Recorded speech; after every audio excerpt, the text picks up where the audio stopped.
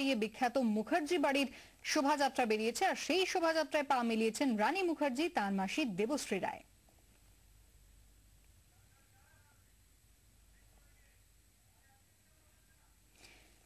সে ছবি আপনারা দেখতে পাচ্ছেন। রানী মুখার্জি, দেবশ্রী রায় তারা ঢাকের তালে পা মিলিয়েছেন। বিসর্জনের দিকে এগিয়ে চলেছে মুখার্জি বাড়ির প্রতিমা।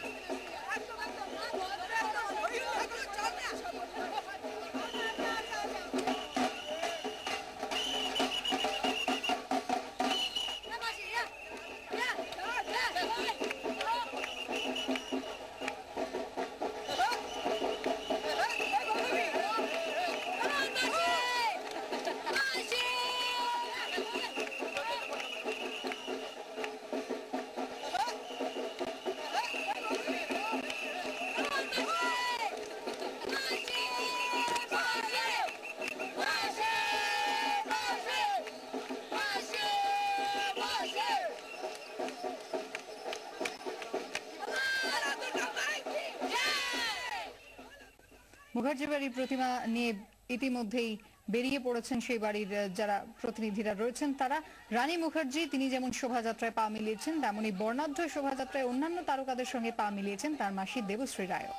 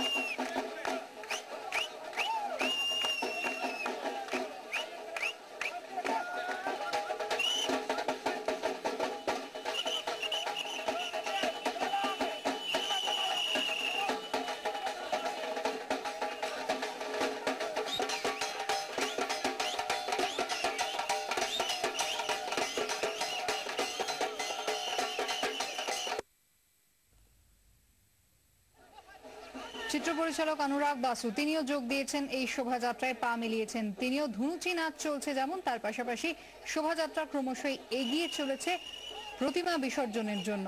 মুখার্জি বাড়ির প্রতিমা নিরঞ্জন হয়ে যাবে আজই, আর তাতে একের পর এক নামজাদা তারকারা যেমন পা মিলিয়েছেন, তার সঙ্গে যোগ দিয়েছেন পরিবারের প্রতিনিধি হিসেবে রানী মুখার্জি এবং তার মাসি দেবশ্রী রায়।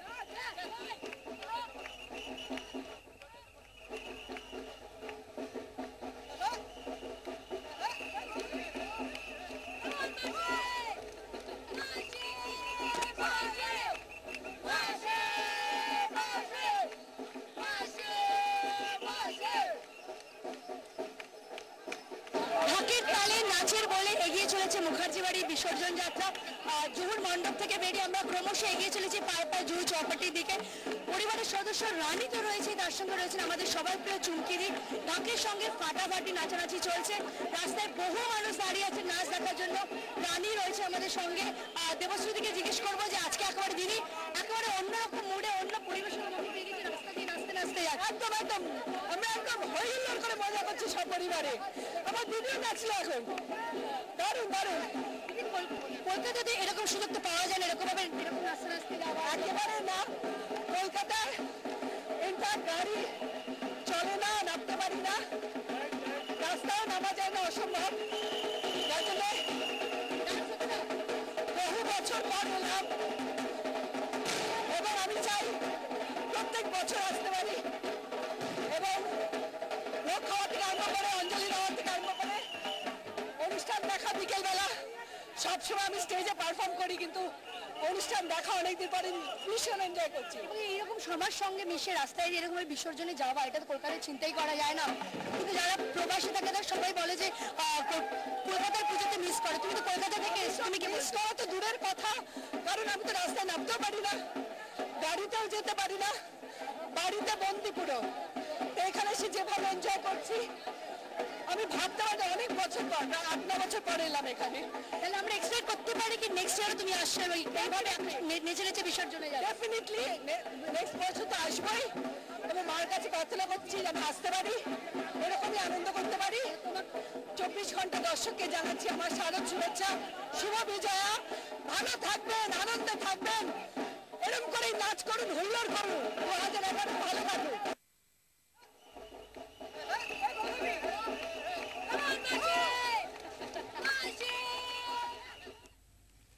দেবশ্রী রায় এবার পুজোয় তিনি গিয়েছেন মুম্বাইতে, আর মুখোমুখি হচ্ছেন আমাদের প্রতিনিধির। এর পাশাপাশি রানী মুখার্জি সচরাচর কিন্তু শাড়িটা সারা বছর পরা হয় না, কিন্তু পুজোর কয়েকটা দিন রানী মুখার্জিকে বারবারই খাঁটি বাঙালির বেশে পাওয়া গিয়েছে।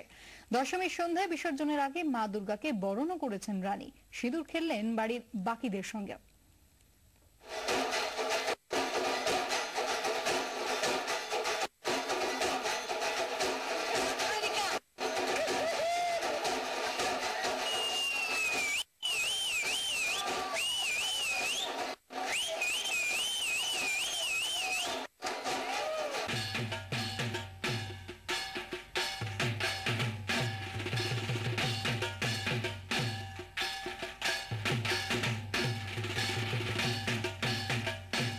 খারাপ, আর এটাও মানে খুশি হচ্ছে কি মা আবার আগের বছরে আসবে, ওয়েট ফর মা। আর এই বছরটা খুব ভালো করে কেটে গেছে, তো আমি ভেরি ভেরি হ্যাপি।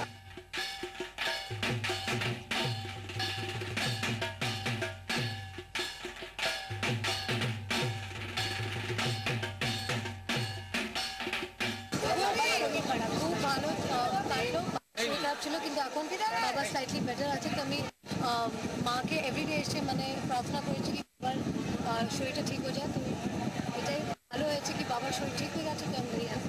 তাহলে আজকে একটা পুজো শেষ থেকে আরো 1 বছর পর আর একটা নতুন পুজো আজ থেকেই সেটা শুরু হয়ে যাবে, একটা শেষ আর একটা শুরু থেকে একদম। চলো সামনে বছর পুজো আবার তোমার সঙ্গে দেখা হবে। শুভ বিজয়া, শুভেচ্ছা।